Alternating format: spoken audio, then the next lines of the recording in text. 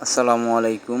আজকে আসলাম আরেকটি ভিডিও নিয়ে মনিটরের A to Z কাজগুলা। এটা হচ্ছে বেকার অন করে নিলাম। এখানে আছে রেড বাটন এবং গ্রিন বাটনে অন হবে। এটা হচ্ছে ইমার্জেন্সি বাটন। এটা ইমার্জেন্সি বাটন, যে কোনো সমস্যা হলে আপনি ইমার্জেন্সি মেশিনটা অফ করে দিতে পারবেন। আমি শুরু থেকে আপনাদেরকে দেখিয়ে দিচ্ছি মেশিনটা কিভাবে অন করতে হয়। তো মনিটরের পাওয়ার আসছে, তো ইন্টার সিস্টেম রান। এখন আপনার মনিটরে সব কিছু আসলো। সেক্ষেত্রে আপনার এখানে হচ্ছে রিসেট দিয়ে নেবেন। শুরুতে কাজ করতে গেলে অবশ্যই রিসেট দিতে হবে। রিসেট দেওয়ার পর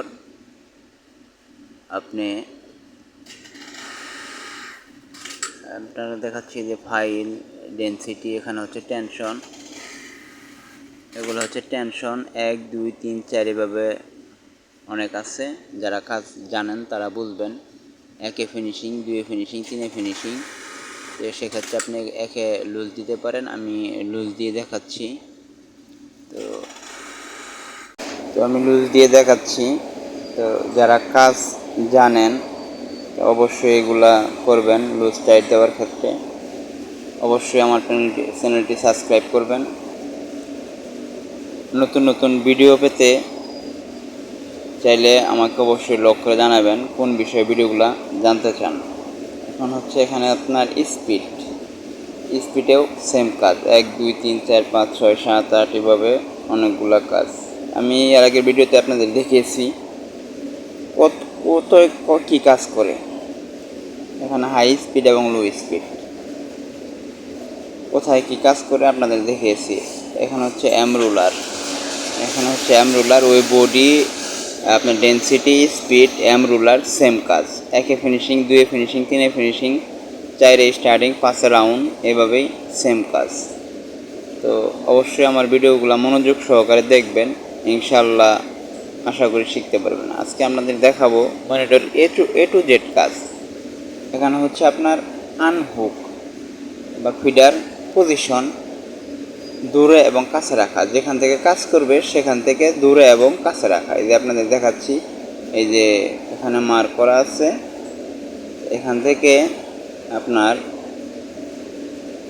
এই যে এই পর্যন্ত কাজ করতেছে, এখান থেকে ফিডারটা দূরে বা কাছে। সেক্ষেত্রে আপনার যদি বেশি দূরে থাকে তাহলে ওখানে কমিয়ে দিবেন, আর যদি বেশি কাছে থাকে প্লাস করে দেবেন। যেমন 12টা আছে 14টা করলেন, আরও দূরে নিতে চাইলে 16টা করবেন, এভাবে করে দিবেন। এখানে হচ্ছে আপনার স্কিপ র, মানে আপনার একটা পার্ট কেটে গেছে, একটা প্রসেস খুলছেন, আপনি এক প্রসেস খোলার পরে সেই এক প্রসেসটা এখানে কম বসিয়ে দিবেন। এটা হচ্ছে স্কিপ র।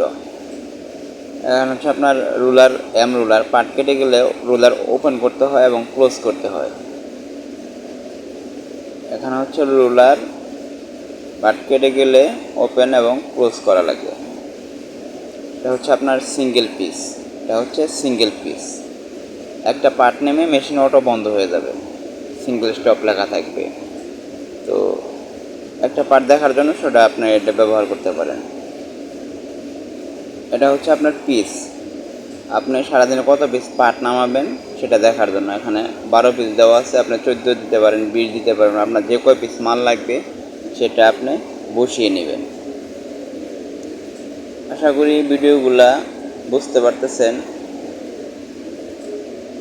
আমি আপনাদের দেখাচ্ছি, দেখেন আমি একটা মাল স্কিপ প্রসেস 152 প্রসেস ছিল, আমি এক প্রসেস কমিয়ে দিয়ে মেশিনটা রান করতেছি। মেশিন যখন আপনি স্কিপ প্রসেসটা বসাবেন, মেশিন অটো রিসেট নিয়ে নেবে। মেশিন যখন রান দিতে যাবেন তখন মেশিনটা অটো রিসেট নিয়ে নেবে। এই যে মেশিন অটো রিসেট নিয়ে নিল, পরে রান দিবেন, দেখবেন যে আপনার ওখান থেকে আবার মেশিন রান হয়ে যাচ্ছে।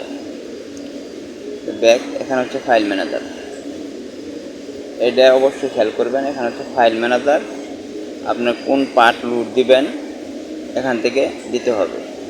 পেন ড্রাইভ থেকে অবশ্যই মাল নিতে হবে।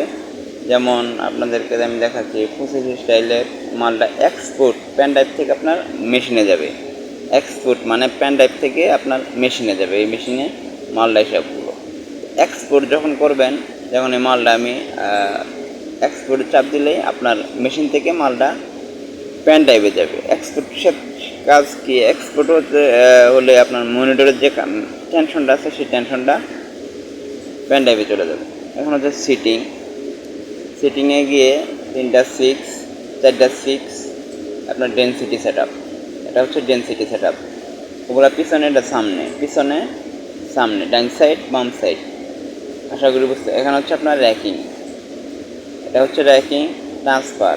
র্যাকিং মানে ট্রান্সফারের ক্ষেত্রে আপনার র্যাকিং ব্যবহার হয়। এটা হচ্ছে র্যাকিং সেটিং, এটা হচ্ছে র্যাকিং সেটিং। যারা কাজগুলো সংক্ষিপ্ত আকারে আমি ওইভাবে বলে দিলাম,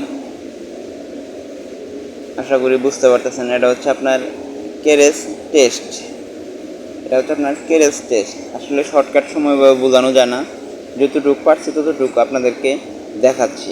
আমি যতটুকু পেরেছি ততটুকু আপনাদেরকে আমি দেখাচ্ছি। আশা করি ভিডিওগুলো দেখলে পরে আপনি অবশ্যই কিছু বুঝতে পারবেন। এই যে সিঙ্গেল স্টপ, একটা পার্ট নেমে মেশিন স্টপ হয়ে গেছে, এটা হচ্ছে সিঙ্গেল স্টপ। যখন তুলে দেবেন আপনার পার্ট নামতেই থাকবে। আপার ব্যাগে গেলাম, ফাইল ম্যানেজার, দেখেন 25 স্টাইল এম সাইজের ব্যাক পার্ট, সিলেক্ট করলে আপনার ওই সাইজের ব্যাক পার্টটা ওকে। মাল যখন চেঞ্জ করবেন সেক্ষেত্রে সেম কাজগুলো করবেন। ইয়েস, আপনার আশা করি আমার ভিডিওগুলো বুঝতেছেন। এটা হচ্ছে আপনার ফিডার চেক, নোজ বা ফিডার যাই বলি বা কেরিয়ার, এটা হচ্ছে চেক। আপনার চেঞ্জ করতে গেলে যেমন ওখানে আপনার আছে 6 নাম্বার, আমি 8 নাম্বার করব। 6 বসাবো আগে, তারপরে 8, তারপরে সুইপে চাপ দিব, ওকে চাপ দিব, ওই যে 8 হয়ে গেছে। এখন আমি সেভ করব, 6 থেকে 8 করে নিলাম। ইয়েস, এই 6 নাম্বার থেকে 8 নাম্বার করে নিলাম। সেক্ষেত্রে আমি আবার 8 থেকে 6 আনবো। প্রথমে 8 বসাবো, তারপরে 6 বসাবো, ওকে দেব, সুইপ, ওকে, সেভ। ইয়েস, এখন আবার 6 নাম্বার হয়ে গেলো। এটা হচ্ছে আপনার কেরিয়ার চেঞ্জ, ফিডার বা কেরিয়ার বা নোজ যাই বলেন চেঞ্জ। আবার ফাইল ম্যানেজারে গেলাম,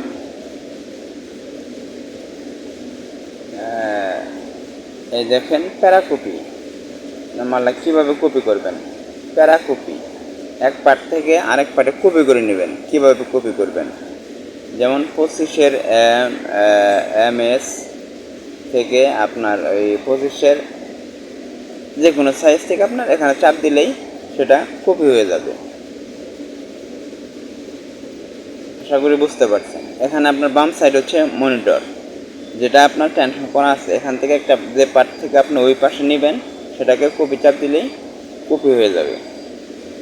আশা করি আমার ভিডিওগুলো আপনাদের ভালো লাগে। যদি ভালো লেগে থাকে অবশ্যই আমার চ্যানেলটি সাবস্ক্রাইব করবেন। সাবস্ক্রাইব করে পাশে থাকা বেল আইকনটি বাজিয়ে দিবেন। মাল লোড দেওয়ার পরে মেশিন অটো রিসেট নিচ্ছে। মাল লোড দিলে পরে আপনার মেশিন অটো রিসেট নেবে। তো ব্যাক আবারও যাচ্ছি ফাইল ম্যানেজারে। অবশ্যই আমার ভিডিওগুলো মনোযোগ সহকারে দেখবেন। যদি স্কিপ করেন তাহলে কিছু বুঝতে পারবেন না। দেখেন মাল এক্সপোর্ট, মেশিন থেকে আপনার পেন ড্রাইভে মালটা নিব। মেশিন থেকে পেন ড্রাইভে মাল নেওয়ার মূল উদ্দেশ্য হচ্ছে আপনার মেশিনে যে টেনশনটা আছে, এই মেশিনে যে টেনশনটা আছে ওই আরেকটা মেশিনে যখন আমি এই মালটা লোড দিব, ওই সাইজের বা ওই পার্টটা লোড দিব, তখন ওই মালটা টেনশনটা অটো নিয়ে নিবে। মেশিন থেকে মালটা এক্সপোর্ট করলেই ওই তখন আবার পেন ড্রাইভ থেকে যখন ওই মেশিনে নেবেন তখন টেনশনটা অটো নিয়ে নিবে। আশা করি বুঝতে পারছেন। আশা করি ভিডিওগুলো দেখলে পরে আপনাদের উপকার হবে এবং মনোযোগ সহকারে আমার ভিডিওগুলো দেখবেন। ধারাবাহিকভাবে আমার ভিডিওগুলো দেখবেন, ইনশাআল্লাহ আপনারা কাজ শিখতে পারবেন। আর এই কাজ শিখলেই 20 থেকে 22,000 টাকা পর্যন্ত স্যালারি পাবেন। তো আমি আবার দেখাচ্ছি একটা মাল লোড দিয়ে।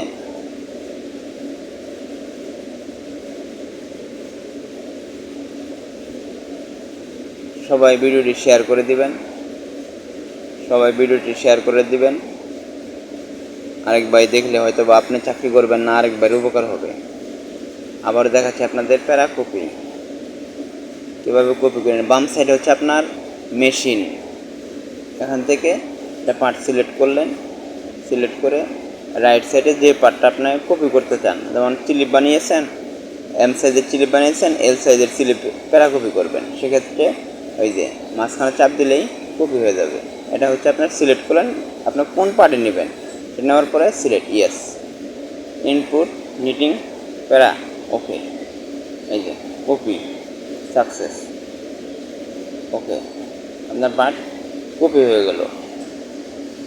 কপি হওয়ার পর অবশ্যই আপনি ডেন্সিটি চেক দিবেন। এটা হচ্ছে আপনার প্যাটার্ন, আপনার পিকচার দেখার জন্য আপনি কী মাল বানাচ্ছেন, জার্সি মাল না কী মাল, এই যে পুরো মালটা মনিটরে শু করতেছে, পুরো মালটাই আপনার মনিটরে শু করতেছে। এটা হচ্ছে প্রোগ্রামটাই পুরোটাই আপনার মেশিনে শু করতেছে। এগুলা কাজ ইনশাল্লাহ আস্তে আস্তে শিখতে পারবেন। যারা কাজ করেন অবশ্যই এগুলা কাজ জানেন।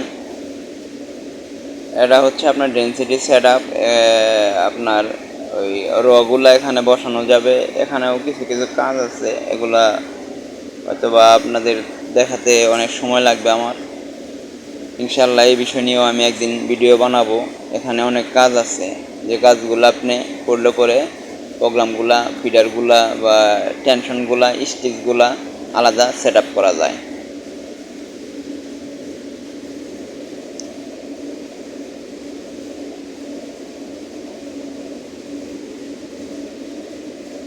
আশা করি মনোযোগ সহকারে আমার ভিডিওগুলা দেখবেন।